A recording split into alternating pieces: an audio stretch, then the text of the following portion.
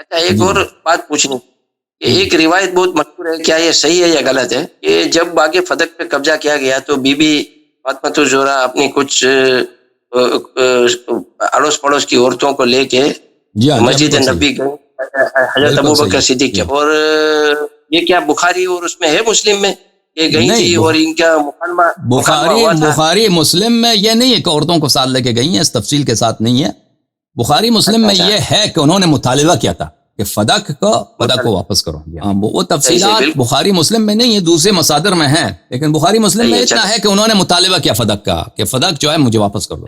ہاں اب برا مت بنائیے گا، میں اپنی سیاست کی کتابوں کا اس لیے حوالہ پوچھتا ہوں کہ ہمارا ایک دماغوں میں ایک کنسیپٹ ڈال دیا گیا ہے کہ شیعہ لوگ تو بس ایسے ہی بناوٹی حدیثیں مارتے رہتے ہیں، اور آپ نے یہ کمال کر یہ آپ نے جو ہے ہماری کتابوں سے حوالے دینے شروع کر دیے. الحمدللہ الحمدللہ. اچھا ایک اور سوال دوسرا ہے، سوال نمبر یہ متا کے مطابق آپ نے ایک آیت پڑھی تھی قرآن شریف، میں نے آپ کا ایک وہ ویلوگ دیکھا تھا، تو مجھے وہ آیت ذرا بتا دیں کہ کون سے سپارے میں کیا ہے ایک، اور دوسرا اس کے بارے میں یہ پوچھنا تھا، ہاں مجھے یہ پوچھنا ہے کہ متا میں اگر کوئی بچہ پیدا ہو جائے تو اس کی ولدیت کی کیا پوزیشن ہوگی، اور کیا وہ اس کے بعد کی وراثت کا حصے دار ہوگا؟ جی متع کا جو آیت ہے آپ کی خدمت میں عرض کریں، وہ آیت ہے سورہ مبارکہ نساء میں، اعوذ باللہ من الشیطان الرجیم، سورہ نساء میں آیت نمبر 24 ہے، وہ آپ کو دکھا دیتے ہیں. ٹھیک ہے ابھی سر. دکھا دیتا ہوں.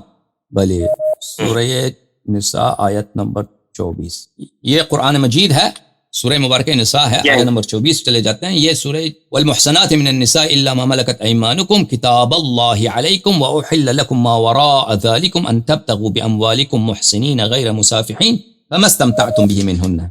یہ متع کی آیت یہاں سے شروع ہو جاتی ہے، فما استمتعتم به منهن فآتوهن اجورهن فریضہ. اگر عورتوں کسی عورت کے ساتھ تم متع کرو تو ان کا حق، ان کی اجرت، ان کی تنخواہ، ان کا جو مہر بنتا ہے ان کو حتماً دیا کرو، ان کو دیا کرو. ٹھیک ہے نا، یہ ان کی روایت، یہ قرآن کی آیت ہے. اب جو بچے دیکھیں، بچہ جو پیدا ہوتا ہے وہ تو بہت سارے صحابت ہے. عبداللہ ابن زبیر جو تھا، عبداللہ ابن زبیر وہ خود متے کی پیداوار ہے. اسماء عائشہ کی، اسماء جو ہے عائشہ کی بہن ہے، بڑی بہن ہے، ابو بکر کی بیٹی ہے، اس نے متا کیا تھا زبیر کے ساتھ، اور شاید وہ لوگوں کے ساتھ بھی متا کیا تھا، بعد میں اس کی پرماننٹ شادی ہو گئی زبیر کے ساتھ. ہاں لیکن اس کی اپنی جو نطفہ ہے عبداللہ ابن زبیر کی، وہ متا کی ہے.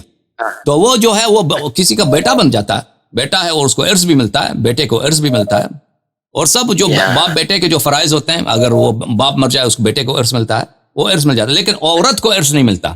جو متے والی عورت ہوتی ہے، ہاں اگر اس کا شوہر مر جائے تو اس کو ارث نہیں ملتا. لیکن جو دائمی عورت ہوتی ہے، دائمی نکاح کی ہوتی ہے، اس کو ارث مل جاتا ہے.